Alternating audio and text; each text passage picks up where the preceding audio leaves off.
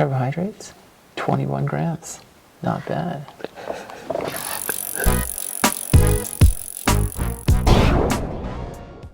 Hello everyone, it's Graeme Healy from Frontenac Cycle with the first video in a series on hydration and nutrition for cycling. Today we have Landon Brown with us. He is a dietitian with a background in kinesiology and nutrition. He's also got a diploma in sport nutrition from the International Olympic Committee. And we're going to talk a little bit today about the average cyclist, lower intensity non-racer cyclist, and what kind of nutrition they should be considering when riding. So for the average person that's riding 3 to 5 times a week at a moderate intensity, what are some things that they should be focusing on when it comes to nutrition? I would just say that's just general, active, healthy living. So what I would focus on is just going to be a healthy plate method. Canada's food guide will work well for it. It's nothing new, nothing exciting. They released it last year actually, so it's kind of new. Okay. But it's the same information in a new format. So you may have seen the healthy plate method. Mm-hmm. What does that look like? It's got a nice, easy to follow fraction of half and 2/4. Yeah. Yep. Cool. Now what does your plate look like? I try to get it to look like that, but I could probably use more veggies. Yeah.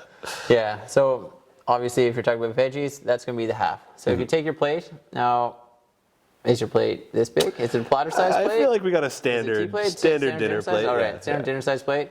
You cut it down the middle. We're aiming for about half vegetables. We're aiming for a quarter, kind of your starchy carbohydrate, grains kind of section, and then we're going to aim for a big quarter that is protein. So that way you don't need to think about numbers. It's less work. You just go and you can visually look at it. Do I have vegetables? Do I have a little bit of carbs, grains of some type in there? And do I have a little bit of protein? Perfect. Yeah. Now you can always have a little variety. You can do some meat sources. So you could do chicken, pork, steak. You could go plant-based, beans, legumes, pulses, whatever you want to call them. Tofu, soy, even your nut butters, they'll all be in that section as well. Lots of options. And if you kind of want to do that combo, you could do like edamame. It looks like green beans. It looks like a vegetable, but it's actually a good protein source. So it's going to really trick in your body. Trick your plate. Awesome. And so again, with following a balanced diet, any special considerations for a long ride or a really hot ride, something like that?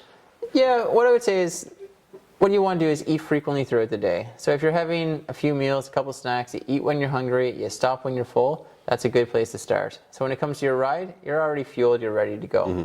If your rides are a little bit shorter, they're kind of like under an hour, you don't need to really think about special food to have on top of that. I would definitely include water still, so definitely drink water or a sport drink. Then as your ride starts to go over an hour and you're doing it a little bit longer, you might want to take some snacks with you. So a sport drink works well for that. It's easy, fits in a water bottle cage or whatever you have with you. You could also use some bars. You can use different like gels, shots. You can use actual food, take a banana, whatever you like. Yeah. So a lot of cyclists talk about bonking while on a ride. Is that something that can be easily avoided by just making sure that you've eaten before you ride and not riding on an empty stomach? Yeah. So if you're riding on an empty stomach and you're not having enough fuel, it's going to seem harder than it actually is. Mm-hmm. So you want to make sure you have energy. So eat frequently, eat a balanced amount, recover afterwards, and make sure you're ready to go for the next day. Awesome. And so someone that's maybe interested in learning a little bit more about nutrition and how it affects their cycling, who should they connect with? So if you're looking more for like general wellness and healthy kind of well-being, whatever it is, you can look for a dietitian, or you can even check with your family health teams here. A lot of them will have a dietitian on staff, so you can access them that way. Yep. Sometimes private insurance can also cover it if you have that. So there's people you can see.